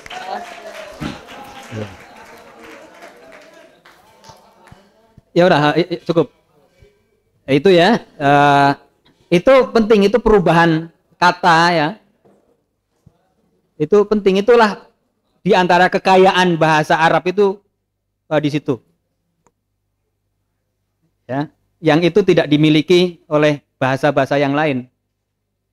Nah, ini kitab sorof yang dipelajari oleh Salafiyah dan juga oleh Asriyah juga, oleh kita juga. Amsilah Tasrifiyah, ya. Kemudian nanti juga ada pengembangannya, ada kitab-kitab yang lain. Tuh, Al-Kailani dan lain sebagainya. Kemudian kitab Tauhid. Ya, kitab Tauhid. Ada kitab Sa'adah Fit Tauhid Al-Ilahiyah. Kita menggunakan kitab ini, Pak Hakim. Kitab Sa'adah. Hah? Iya. Ini kitab Sa'adah. Ya. Nah, kita itu pakai kitab Usuluddin karangan Kiai Haji Imam Zarkasi. Dan itu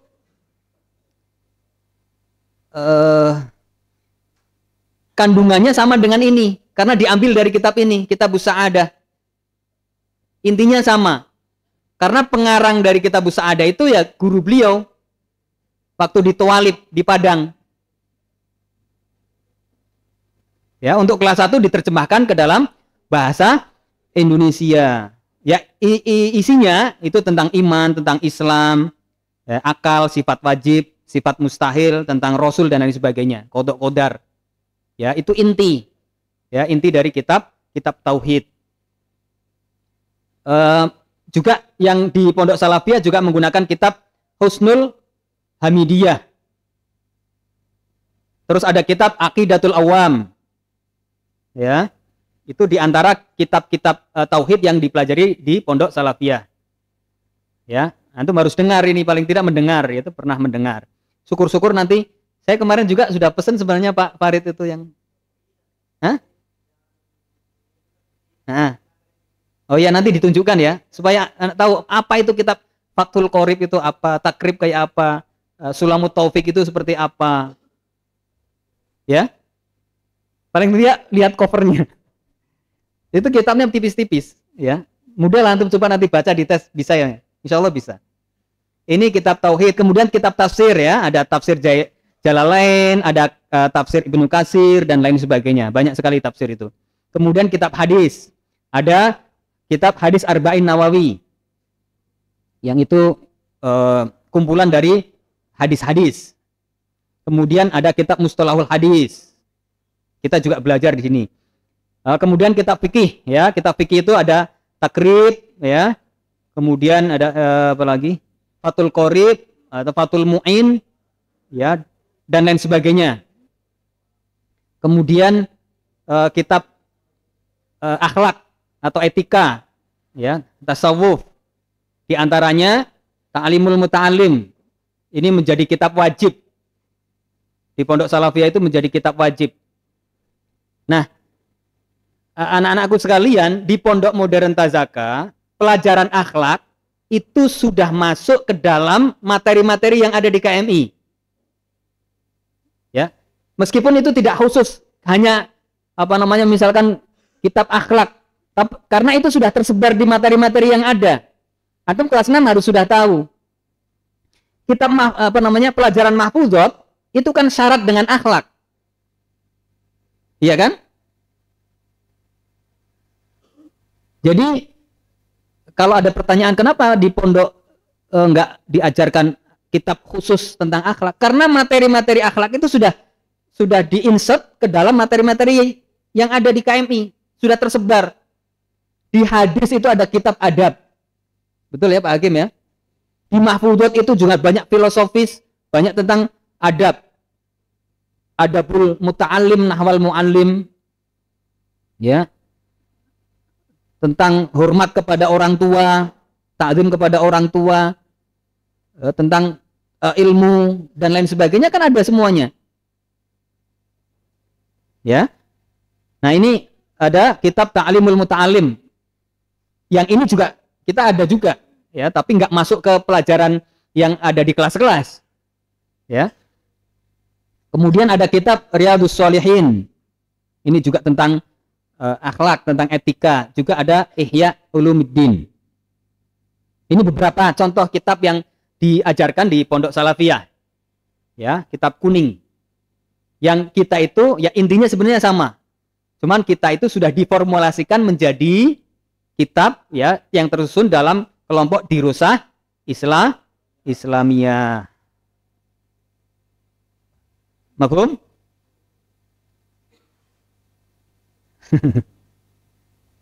Iziadah, Pak Hendri. Oke, sedikit lagi yang tentang fikih, masuk ke fikih. Man antum? Ya, masih semangat.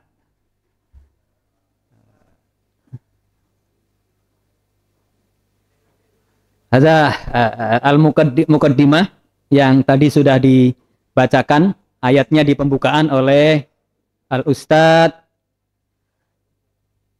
Fayyad. Amin. Ya. Ini janji Allah, ya. Janji Allah, dan janji Allah itu nggak pernah meleset, mustahil meleset. Allah akan meninggikan orang-orang yang punya ilmu, ya, yang beriman tentu saja, dan juga orang-orang yang berilmu.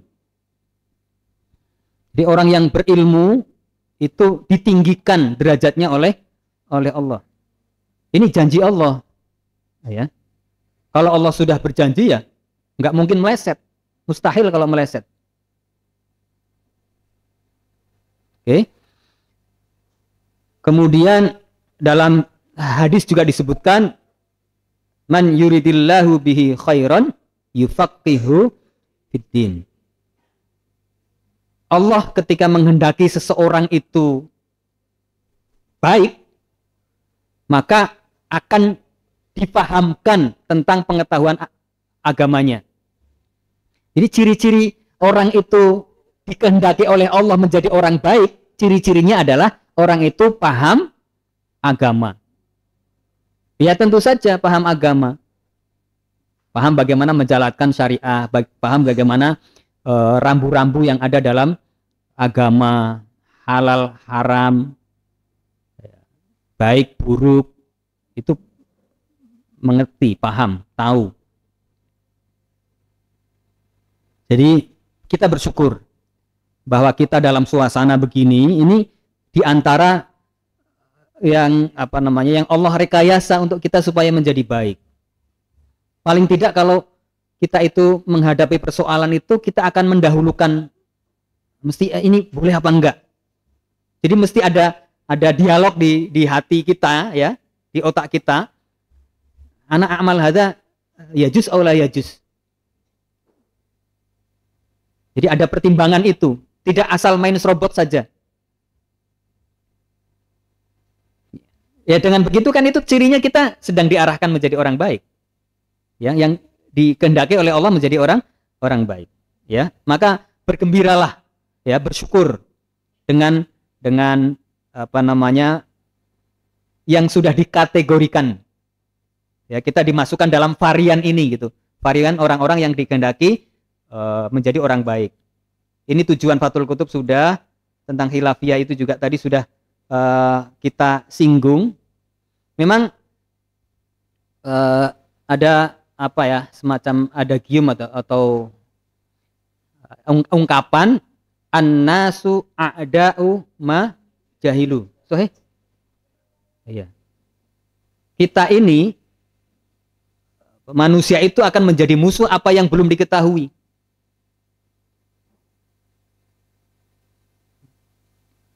Maksudnya bagaimana? Ya, misalnya ya, kita ini misalnya orang yang belum tahu kucing, kalau kita tahu semua kucing. Tapi ada orang yang sama sekali belum tahu kucing. Padahal hakikatnya kucing itu kan binatang yang jinak gitu, nggak menyerang. Tapi karena dia nggak tahu, dianggapnya kucing itu sama seperti macan, harimau.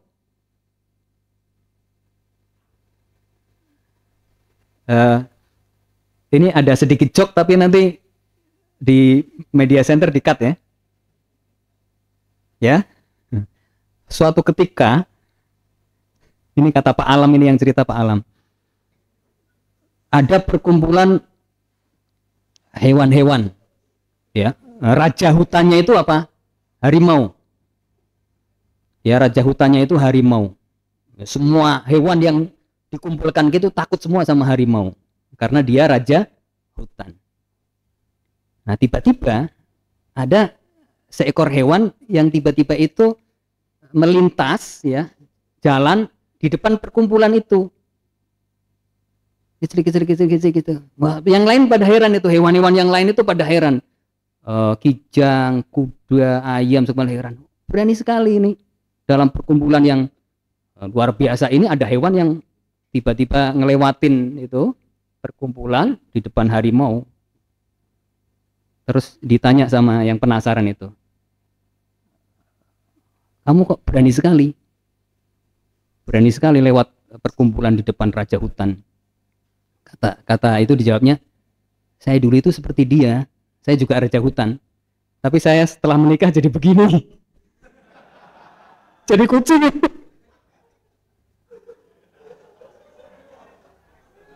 Kata Pak Beri.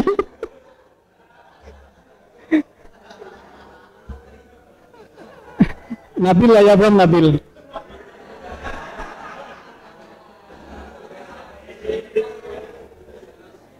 Ada alladhi yafham, ada mutazawwij faqat. Alladhi lam yatazawwad la yafham. Ya. Jadi kata kucing itu, saya dulu juga seperti dia, raja hutan juga, cuman setelah menikah jadi begini. Makanya dia nggak takut karena merasa sama-sama raja hutan. Hanya setelah dia menikah saja menjadi begitu. Tapi bukan berarti antum dianjurkan tidak menikah, kan antum sudah belajar kitabun nikah, ya kan? Saya teringat di contoh ini, ya. Orang yang tidak tahu kucing itu binatang jinak, dia takut sama kucing. Inilah contoh dari annasu a'da'u majahilu. Jadi ya hadapi saja gitu, kalau ada hadapi aja. Ya pesannya begitu. Jangan membayangkan sesuatu itu nervous dulu. Antum misalnya, ini yang sering kita hadapi di keseharian kita. Ada muhadharah misalnya. Ya, muhadharah. Kan nanti masing-masing akan dapat jatah. Ya enggak muhadharah, sekarang khutbah Jumat. Khutbah Jumat itu kan semuanya nanti akan dapat giliran ya Pak Holil ya. Kelas 6 atau imamah ataupun khutbah Jumat itu kelas 6 itu kan semuanya akan dapat giliran. Karena itu sebagai ajang untuk kalian berlatih sebelum nanti terjun ke masyarakat. Jangan dianggap itu berbahaya, mimbar itu. Biasa aja. Karena tadi, nanti jangan-jangan itu kan perasaan-perasaan saja. Jangan-jangan nanti ketika khutbah, padahal itu enggak akan terjadi. Kalau sudah naik mimbar, yang sudah siapa Fayat sudah? Guntur sudah? Belum. Kenapa belum? Di absen nanti Pak Olil semuanya harus dapat jatah. Ya, jangan itu saja. Semuanya dapat giliran. Dan saya kasih tahu, enggak apa-apa itu naik di situ. Jangan takut. Jangan seperti ini, annasu a'da'u majahilu. Karena kalau sudah naik itu akan ketagihan, ya. Fayat ya. Dia pingin terus itu. Ketika sudah jadi imam, pingin jadi imam terus. Akhirnya kok kamu lagi kasih tahu yang lain untuk giliran. Nanti sudah khutbah. Berapa kali? Mau lagi?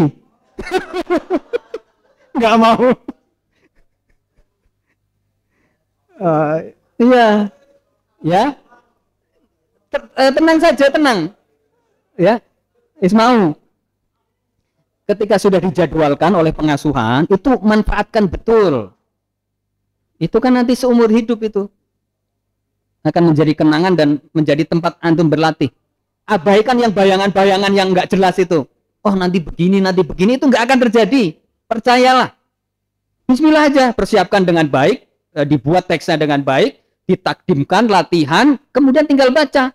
Sama seperti antum latihan di depan misalnya Pak Holil atau Pak Alam. Ketika membacakan itu ketika tajadud dengan di situ itu sama. Karena kalau bayangan-bayangan itu dominan, justru itu akan menggagalkan. Yang harusnya itu fine-fine saja, karena kemudian kalian terlalu takut, ya, sesuatu itu dibayangkan berlebihan, itu akan membuat buyar. Ya paham ya? Ya setelah ini siapa besok yang daftar? Ya, imamah juga demikian. Ya, imamah juga demikian. Nah, yang belum layak-layak kan ada tempat penggodokannya. Ya, dengan pengasuhan, dengan para musyrik itu akan digodok ini. Karena kita tadi profil alumni Tazaka itu ya paling tidak itu ya bisa khitobah, bisa khutbah, bisa ngimamin. Karena itu pertama kali yang akan diminta oleh masyarakat kepada antum. Ini sudah menjadi tradisi misalnya di lapangan Ampera Bandar itu, ya. Khutbah Idul Fitri itu biasa alumni-alumni Gontor itu. Baru pulang kemudian diminta khutbah di sana. Kan itu artinya apa? Setelah pulang itu mesti akan diminta begitu. Itu di Bandar, belum di Pagilaran, Pak Haris ya. Belum di mana-mana, di Reban, di kota-kota lain. Di Sidayu juga demikian. Oke, ya.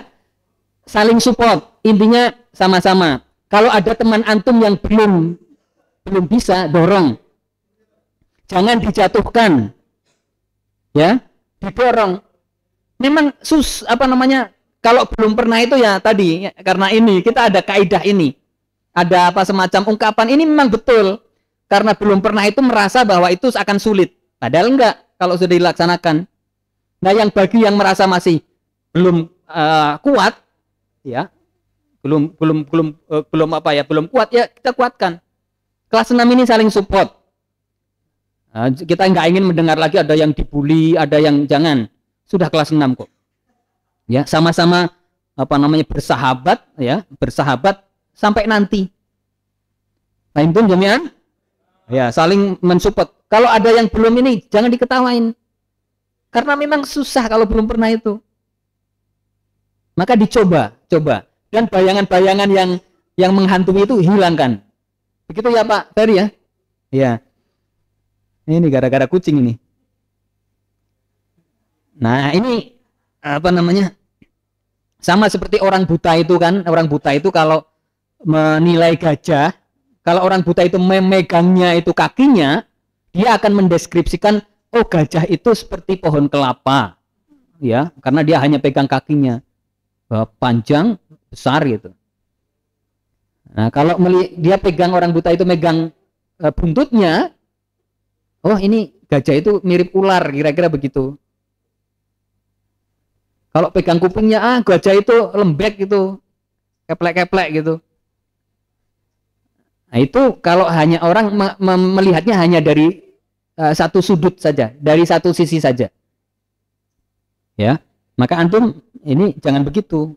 Jangan kemudian kekeh bahwa oh gajah itu panjang itu seperti pohon kelapa. Karena antum hanya baru pegang kakinya, belum perutnya, ya. Belum belalainya, belum tanduknya dan lain sebagainya. Nah, masalah khilafiyah itu memang terjadi, tapi itu dalam hal yang cabang-cabang saja, furu'iyah. Bukan pokok-pokok. Bukan hal-hal yang usul. Ya kayak tadi itu ya, yang furu'iyah itu kan hanya misalnya kunut tidak kunut. Ya, 28. Azan sekali 2 kali. Tapi adapun sholat Jum'ahnya kan nggak ada pertentangan. Sholat itu 5 waktu nggak ada pertentangan. Ya, yang pokok-pokok rukun iman itu seperti itu nggak ada pertentangan. Ya, khilafiyah itu akan ada dan itu tadi. Kenapa ada begitu? Karena diantaranya dalam nanti ada latar belakangnya. Dalam memahami misalnya ayat, memahami hadis, memahami teks itu punya pandangan yang berbeda-beda. Ya gampangannya yang tadi, memahami satu lafaz saja, lafaz biru'usikum, itu kan sudah kesananya itu panjang. Jadi santai saja ya. Ketika hal furu'iyah itu jangan kemudian Anda begitu, saya nggak mau. Padahal itu masalah furu'iyah. Ya, dan kita ini kan di antara profil yang ingin kita harapkan dari antum alumni Tazakiyah itu adalah perekat umat. Jadi hal-hal yang furu'iyah ya antum harus pelajari, harus tahu. Kemudian setelah tahu itu kemudian nanti samhah, ya. Ketika orang menjalankan itu seperti itu, selagi itu tidak keluar dari syariah. Ya kalau keluar ya jelas-jelas keluar dan anti mainstream misalnya. Anti mainstream itu misalnya mazhab apa? Soekarno misalnya. Ya itu perlu perlu dibasul masail nanti, dikaji ya kan. Tapi kalau yang tadi yang furu'iyah yang itu udah. Ya. Yang pokoknya yang anti mainstream itu ya nanti perlu diajak untuk basul masail. Sholat misalnya pakai usoli apa enggak? Ya. Ini kalau sholat yang pakai usoli siapa? Angkat tangan. Niat sholatnya pakai usoli. Oke, turun. Yang enggak pakai usoli. Yang tadi enggak angkat tangan enggak sholat berarti. Ya ada talfidun niyah, ada yang an-niyah faqat fil qalb. Ya. Ya, tapi meskipun fil qalb nanti di sini tuh ada fil qalb tapi jangan sampai keliru. Salat zuhur niatnya salat asar. Nah, nanti keliru itu. Ya. Idza ta'ayyana, idza ta'arada atau apa itu. Ada di sini.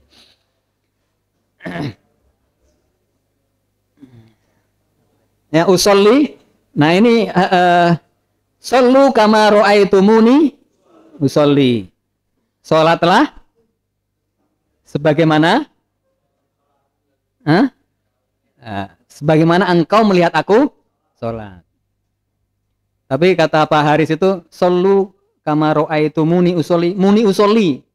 Berarti usolinya disebutkan. Muni usoli. Ya, solu kama ro'aitu muni usoli. Jadi usoli fardhu zuhri. Begitu Pak Haris? Ya, itu diantara masalah-masalah yang apa namanya? Furu'iyah ya. Nah, masalah khilafiyah itu sejak kapan? Ya sejak dulu. Sejak lama. Zaman dulu. Bahkan zaman Rasul itu sudah ada. Tapi ketika khilafiyah, ya perbedaan pendapat itu terjadi pada zaman Rasul, itu permasalahan kemudian dikembalikan langsung ke Rasul dan kemudian dijawab. Ada jawabannya. Ya Rasul yang menjawab. Selesai. Iya kan? Selesai pada zaman Rasul ketika masih hidup. Berarti pada zaman dulu pun kan pernah terjadi. Misalnya yang tentang sholat asal di Bani Quraidah, ya, itu juga ada perbedaan pendapat. Ada yang berpendapat sholatnya setelah sampai Bani Quraidah karena pesan Nabi begitu. Kemudian ada sahabat yang lain, kita sudah masuk waktu asar ini. Kalau sampai sana nanti kelewat, sholat di jalan. Nah, ketika disampaikan kepada Rasul, kemudian Rasul dua-duanya ya tidak apa-apa. Tidak menyalahkan yang sholat di jalan dan tidak menyalahkan sholat di Bani Quraidah. Begitu. Artinya apa? Bahwa perbedaan itu sudah terjadi sejak dulu. Tapi ketika zaman Rasul itu selesai di Rasul. Dan seterusnya. Nah, kemudian ketika ada perbedaan pendapat ya nanti diselesaikan oleh para mujtahid. Ya. Sejak Khulafaur Rasyidin, kemudian tabi'in dan a'immatul madzahib.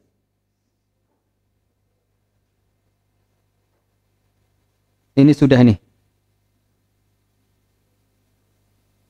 Tentang bid'ah juga harus hati-hati, jangan dikit-dikit bid'ah. Ya. Harus bijak. Maka kalau di sini itu pakem khutbah kita itu nggak ada apa lengkapnya yang bid'ah itu? Kullu bid'atin dolalah wa kullu dolalatin finnar.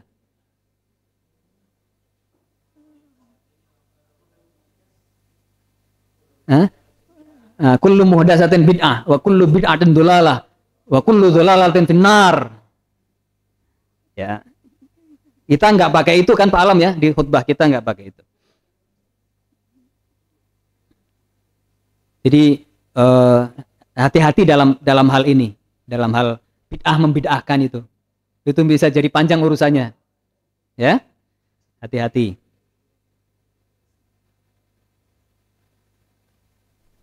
Ini contoh tingkat kitab fikih khususnya.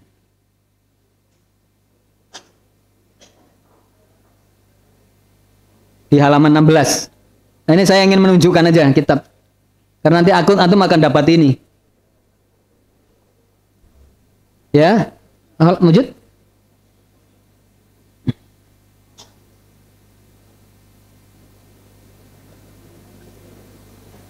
Nah, ini. Itu ada contoh sampulnya itu. Ada kitab Sulamut Taufik, ini dalam fikih ya. Ada kitab Fathul Qorib, ada kitab Fathul Mu'in, ada kitab Kifayatul Akhyar, ada kitab I'anatul Talibin. Ya, antum punya kitab I'anatul Talibin? Yang sudah punya apa di antara 1 2 3 4? Nah, kalau belum punya pinjam sama Pak Furqon nanti di perpustakaan. Insyaallah ada Pak Farid ya. Ya. Oke, anak-anakku sekalian, ini ya beberapa hal terkait dengan kegiatan kita yang akan kita laksanakan dalam beberapa waktu yang akan datang ini.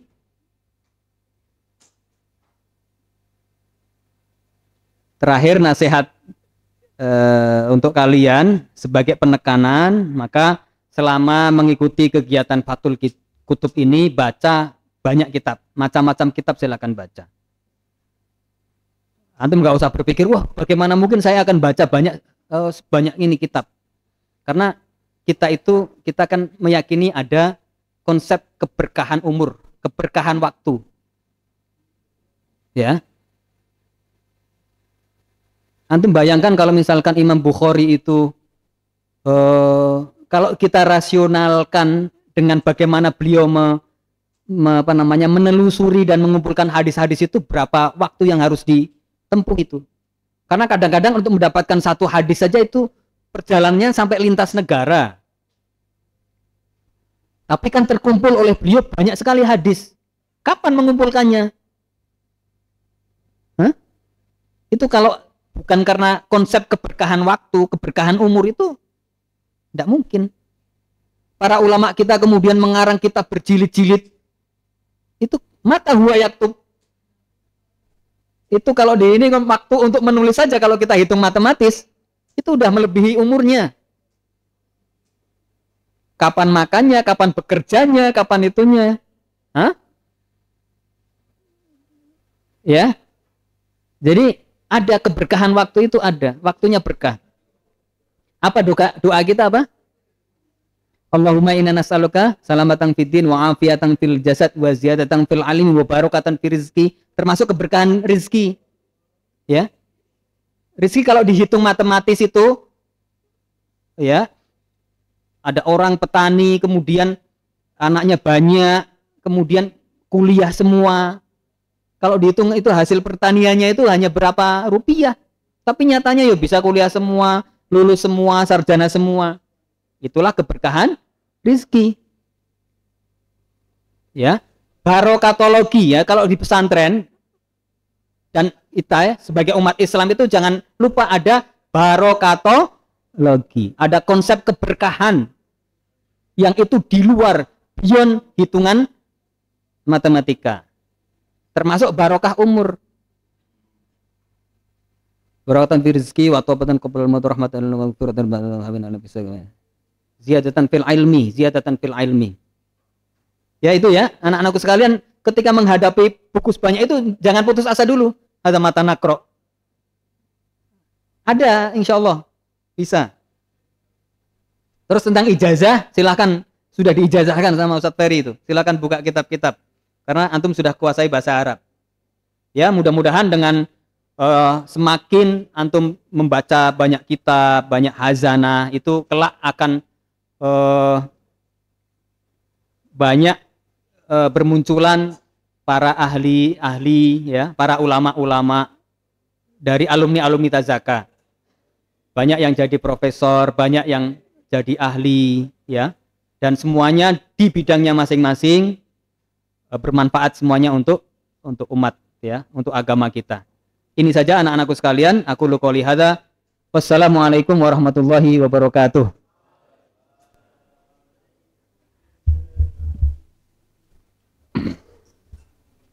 Soal naktatim. Naktatim oke. Baik. Aywa. Oke. Syukran katsir ala tawjihatihi wa ta'limihi fi hadza al-bahs al-ilmi. Terima kasih jazakumullah Ustadz atas ilmunya dan wawasannya, tentunya mudah-mudahan ini bermanfaat untuk kita semuanya. Itu saja sebagai penutup, ya. Setelah ini antum siapkan, sekali lagi siapkan pikiran antum, hati antum, dan tentunya buku-buku antum, pena-pena antum itu untuk menulis dan membaca.